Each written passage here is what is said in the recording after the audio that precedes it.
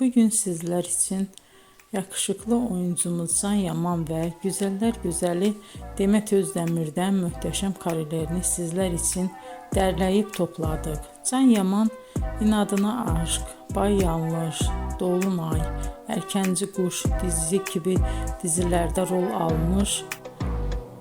almış arkadaşlar ve herkes tarafından çok beğenilmişti. Biz de sizler için onların romantik karelerini derleyip topladık.